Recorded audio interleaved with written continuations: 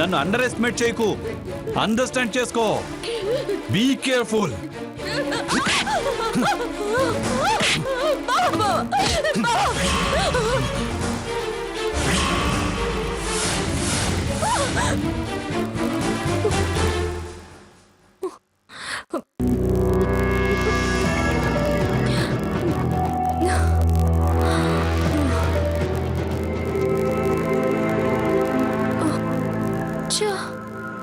ఏంటి ఇలాంటి కలొచ్చింది?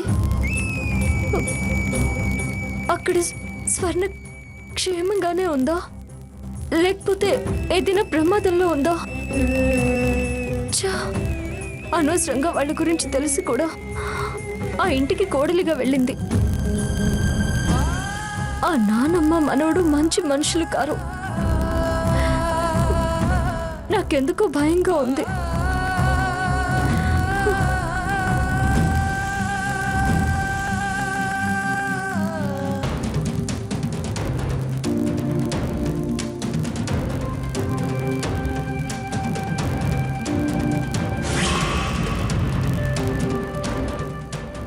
ఇదేంటి, ఇది ఇప్పుడు పూజ గదికి ఎందుకు వెళ్తుంది?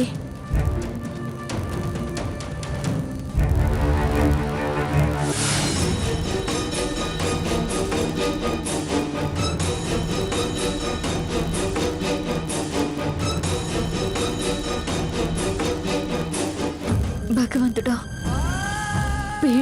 పీడ కలగానే సమస్య పోనివ్వు. ఆ కళని మాత్రం నిజం చేయకు స్వామి. అది మా అందరి మేలు కోరి గొప్ప త్యాగం చేసింది. దాని త్యాగం వృధా కానివ్వకు. దాని సంసారాన్ని సుఖంగా సంతోషంగా సాగేలా చూడు స్వామి.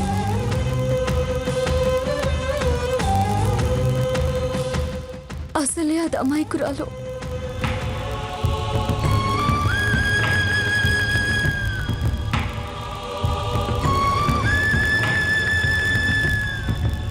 ఈ రాత్రి అక్కకు ఫోన్ చేసి ఈ విషయం చెప్పడం అవసరమా? అనవసరంగా భయపెట్టడం తప్ప. తాతగారు హామీ ఇచ్చారు, అమ్మమ్మ గారు సాకేత్కి వార్నింగ్ ఇచ్చింది. అంతా కూల్గా ముగిసిపోయిన తర్వాత లేనిపోని అనుమానాలు వాళ్ళకి కలిగించి మనశ్శాంతి లేకుండా చేయడం ఎందుకు? పిచ్చి ధైర్యంతో వెళ్ళింది. దాని బ్రతికి నువ్వే అండగా నిలువు. నీకు ఒండ్రాళ్ళు పూజ చేస్తాను.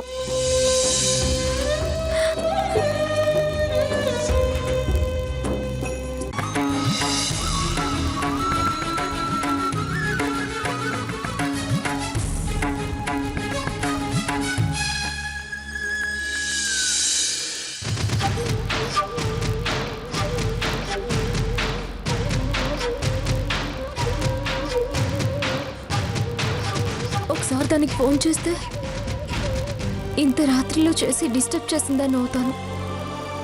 కానీ దానికి ఫోన్ చేసి ఎలా ఉందో కనుక్కోకపోతే నా మనసుకి ప్రశాంతత ఉండదు. దాంతో ఒకసారి మాట్లాడితే గానీ తృప్తిగా ఉండదు.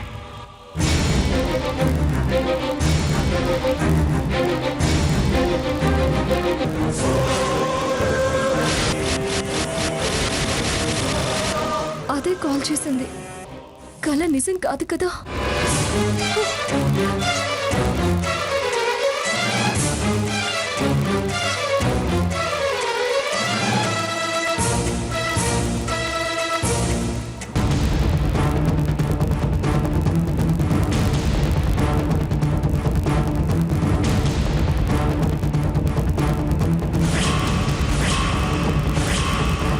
ఇంత రాత్రిపూట ఎవరికి ఫోన్ చేస్తుంది? ఏంటి, అక్క ఫోన్ చేస్తుంది? ఇందాక నేను కాల్ కట్ చేసేలోపు కాల్ వెళ్ళిందా? ఆన్సర్ చేయనా అవుతా? చేయకపోతే తెల్లారిలో టెన్షన్ పడుతూనే ఉంటుంది. అక్క, ఏం చేస్తున్నావు? నిద్రపోతున్నానక్క. నిజంగానే నిద్రపోతున్నావా? ఎందుకక్క అలా అడుగుతున్నా? నాకు కాల్ చేసావు కదా, అందుకే అడుగుతున్నాను. అదా నీతో మాట్లాడాలనిపించింది. మళ్ళీ పడుకుని ఉంటావులే అని కట్ చేశాను. అబద్ధాలు అడకు. నేనేం పిచ్చిదాన్ని కాదు. అయ్యో అదేం లేదక్క. నీ ఫోన్కి ముందే నాకు ఒక పీడకలు వచ్చింది.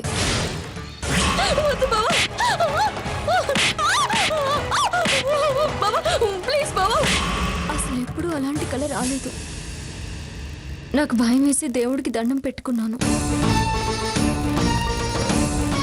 నిజం చెప్పు, నువ్వు ప్రశాంతంగానే ఉన్నావు కదా? ప్రశాంతం అంటే మరీ అంత కాదులే కానీ పర్వాలేదు.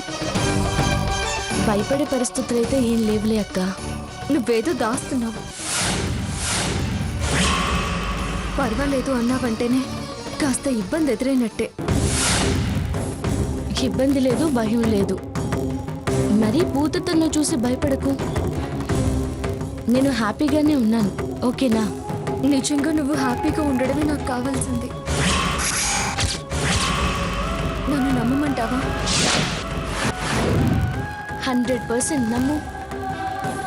నాకు నిద్ర వస్తుంది. నువ్వు ప్రశాంతంగా పడుకో. ప్రతిదానికి నువ్వు భయపడతావేంటక్క? పడుకో అక్క. బాయ్. అక్క చాలా తెలివైంది.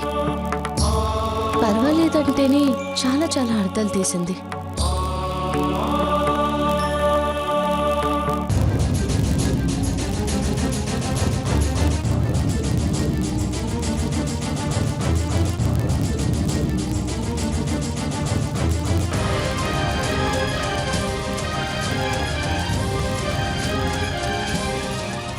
ఏంటి దేవుడికి లంచాలు ఇవ్వడం మొదలు పెట్టావు?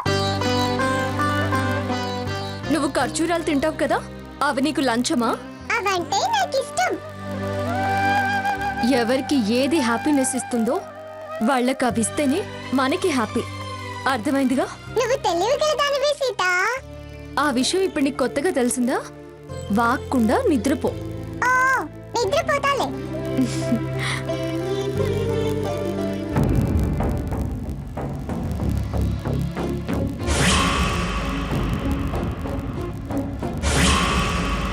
ఎవరితో ఈ టైంలో అలా మాట్లాడింది? దీని మాటల్లో అర్థం అదోలా ఉందే. హ్యాపీనెస్ అంటుందేంటి? ఏంటి ఏంటి? ఉద్యోగం పోయిందా?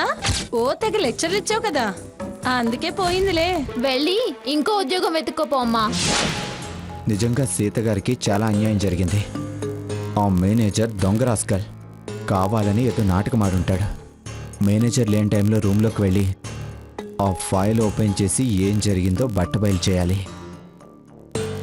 అర్జెంటుగా లాయర్ గారిని కలిసి సీత గారికి న్యాయం జరిగేలా చూడాలి. రాత్రి స్వర్ణ నాకేదో చెప్పడానికి ఫోన్ చేసింది. ఏమై ఉంటుంది? ఎందుకు చెప్పలేకపోయింది అనిపిస్తుంది. ఎందుకు దాచింది? నాకేమో పీడకలొచ్చింది. అయినా అలాంటిదేమీ ఉండదులే. ఏదైనా ఉంటే నాకు ఖచ్చితంగా చెప్పేది. ఆ భగవంతుడిని ఏమి జరగకూడదని కోరుకున్నాను కదా, ఆ భగవంతుడే దానికి అండగా నిలుస్తాడు.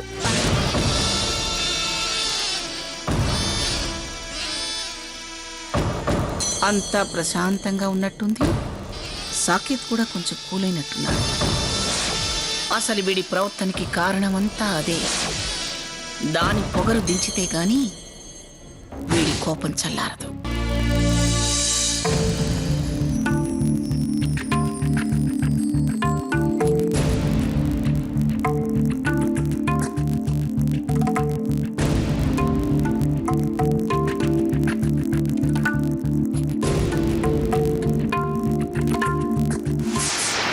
సీత, జరగాల్సినవన్నీ జరిగాయి.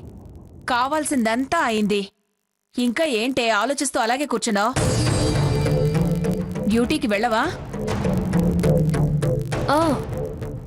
వెళ్తానమ్మా. వెళ్ళాలనుకునేదానివి ఇంకా అలాగే ఉన్నావేంటే? డ్యూటీ 12:30కి బయలుదేరుతాను. భోంచేసి వెళ్తావా లేక బాక్స్ పట్టుకెళ్తావా? నాకు ఆకలిగా లేదు, బాక్స్ తీసుకెళ్తానులే. శకుంతల శకుంతల సీతకి బ్యాగు బాక్స్ తీసుకురా. వస్తున్నానక్క. అమ్మ సీత, బాక్స్ తీసుకో.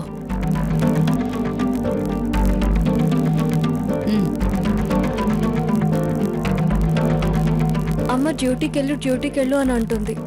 ఉన్న జాబ్ ఏమో పోయింది. అలా పార్క్ అయినా వెళ్ళి డ్యూటీకి వెళ్ళొచ్చినట్టు మేనేజ్ చేస్తాను. వెళ్ళొస్తానమ్మా. మంచిది, జాగ్రత్తగా వెళ్ళరా. వస్తాను పిన్ని. సరేమ్మా.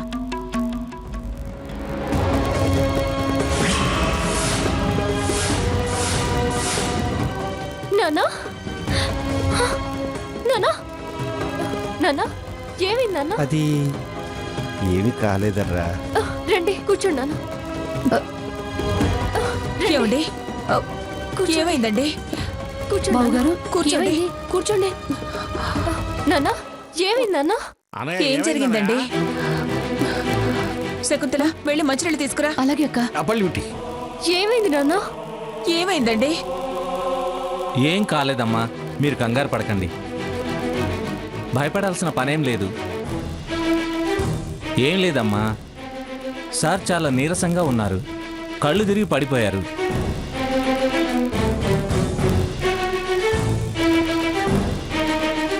హార్ట్ అటాక్ మనిషి కదా, వెంటనే హాస్పిటల్కి తీసుకెళ్ళాం.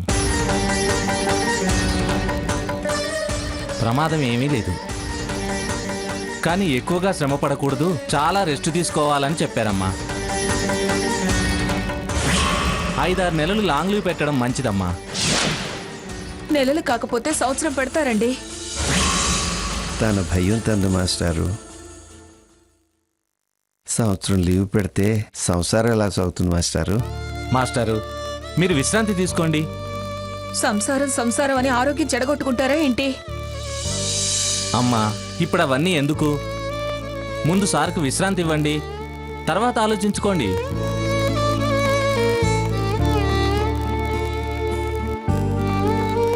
బావగారు, మంచినీళ్ళు తీసుకోండి. తాగండి.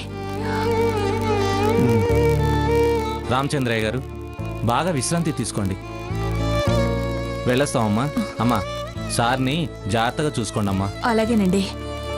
వెళ్ళొస్తాం సార్. మంచిదర్రా. పదండ్రా, పదండి. నాన్న డాక్టర్ గారు ఏమన్నారు? జబ్బు ఏం లేదమ్మా, కాస్త నీరసం అన్నారంతే. నిజంగా నీరసమే అన్నారా నాన్న? అబద్ధం ఆడరాదని పాఠం చెప్పేవాడిని. అమ్మకి అబద్ధం చెప్తానా? నిజంగా అసలు నాకు ఏ కంప్లైంట్ లేదమ్మా. అవును, నువ్వు డ్యూటీకి బయలుదేరినట్టున్నావు. అవును నాన్న. సరే, నువ్వు వెళ్ళిరా అమ్మా. విశ్రాంతి తీసుకునే వాళ్ళ దగ్గర మరో మనిషి అవసరం లేదు కదమ్మా. అది రేపు వెళ్తుందిలేండి. నాకేం కాలేదంటే రేపు మాపు అంటావేంటి? విశ్రాంతికే లీవ్ పెడితే వేడి నీళ్ళకి చన్నీళ్ళు అన్నట్లు సీత కూడా సెలవు పెట్టిందనుకో, తన జీతం తగ్గిపోతుంది. అసలే పెళ్ళైన ఇల్లు, ఖర్చులు ఎక్కువ. నాకా 6 నెలల వరకు జీతం రాదు. అమ్మా సీత, నువ్వు వెళ్ళిరా అమ్మా. దాని మాటలేం పట్టించుకోకు. నాన్నగారు 6 నెలలు లాంగ్ లీవ్ పెడితే జీతం రాదు. ఇప్పుడు నా ఉద్యోగం పోయిందని చెప్తే సీత కూడా సెలవు పెట్టిందనుకో, తన జీతం తగ్గిపోతుంది. అసలే పెళ్ళైన ఇల్లు, ఖర్చులు ఎక్కువ. నాకా 6 నెలల వరకు జీతం రాదు. అమ్మా సీత, నువ్వు వెళ్ళిరా అమ్మా. దాని మాటలేం పట్టించుకోకు. నాన్నగారు 6 నెలలు లాంగ్ లీవ్ పెడితే జీతం రాదు. ఇప్పుడు నా ఉద్యోగం పోయిందని చెప్తే నా జీతం లేక, నాన్న జీతం లేక ఇంట్లో ఖర్చులు ఎలా అని ఆలోచిస్తారు. ఈ విషయం ఈ టైంలో చెప్పడం అంత మంచిది కాదు. నా ఉద్యోగం విషయం ఏదో ఒకటి తేలే వరకు ఏదో ఒక ఉద్యోగం చేస్తూ మేనేజ్ చేయాలి. భగవంతుడా, నాకు ఒక మంచి ఉద్యోగం దొరికేలా దారి చూపించు తండ్రి. వెళ్ళిరారా, నాకేం కాదు. అలాగే నాన్న.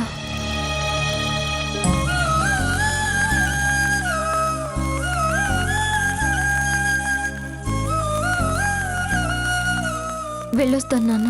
మంచి తల్లి. రెస్ట్ తీసుకోండి. వెళ్ళిరా.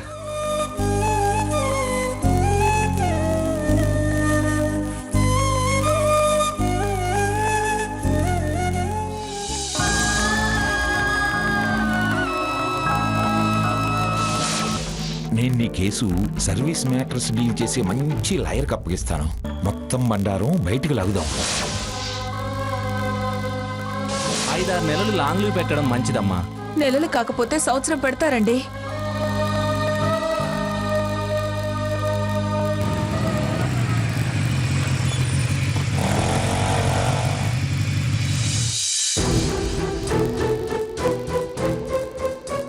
ఏంటి సీత గారు ఇక్కడ కూర్చున్నారు? ఏమై ఉంటుంది?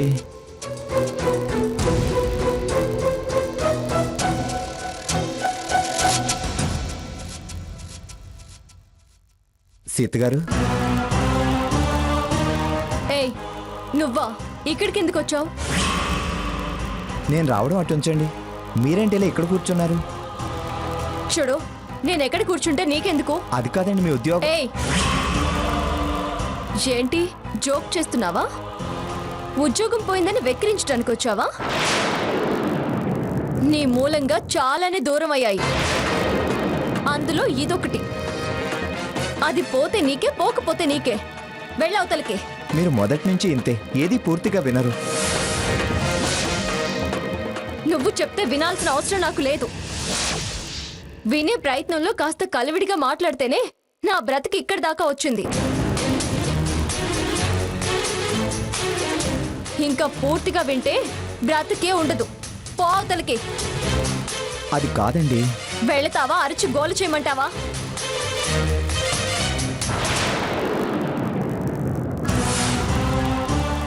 నేను మీకు ఒక మంచి మాట చెప్దామని వచ్చాను. అసలు నువ్వే మంచివాడివి కాదు. ఇంకా మంచి మాట మంచి చేత నీకేముంటాయి? చూడు, మర్యాదగా వెళ్ళకపోతే మళ్ళీ పోలీస్ స్టేషన్కి పంపిస్తాను. సీత గారు, నేను రేడియో స్టేషన్ విషయం చెప్దామనుకుంటున్నాను. నాకు అన్నీ తెలుసు. చెప్పాల్సిన వాళ్ళు, నాకు సాయం చేసేవాళ్ళు చాలా మందే ఉన్నారు. నువ్వేం చెప్పాల్సిన అవసరం లేదు. సీత గారు, ఏయ్ నేను అసలే చిరాగ్గా ఉన్నాను. నన్ను ఇంకా రెచ్చగొట్టదు. వెళ్ళు. ఏయ్ ఇప్పుడు నువ్వు వెళ్తావా? నన్ను వెళ్ళమంటావా?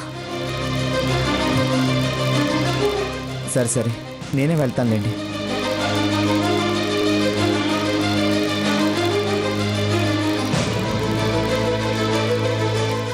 చచా, ఒంటరిగా ఆడపిల్ల కూర్చోడానికి చోటే కరువైంది. ఇక్కడ కూర్చుంటే ఇలాంటి వాళ్ళే పలకరిస్తుంటారు. ఛ! అమ్మో, ఇలా అబద్ధాలతో ఎంతకాలం? రేపు 1 తారీఖు సాలరీ. ఖర్చులకి డబ్బు ఏమైనా ఇవ్వమని అడిగితే నో. వెంటనే ఏదో ఒక ఉద్యోగంలో చిన్నదైనా సరే పర్వాలేదు. ఇలా పార్కులు వెంట పడి తిరగడం కన్నా అదే బెటర్.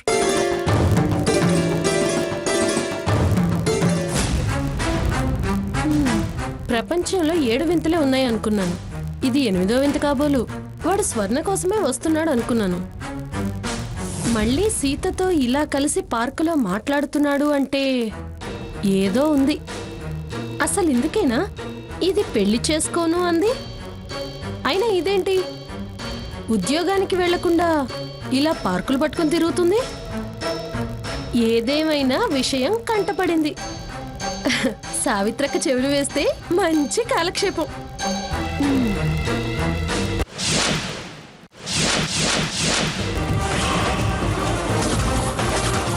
ఏమైనా కానీ పిఠాపురం మంగమ్మ పరువు తీసిన వాడని ఊరికే వదలను.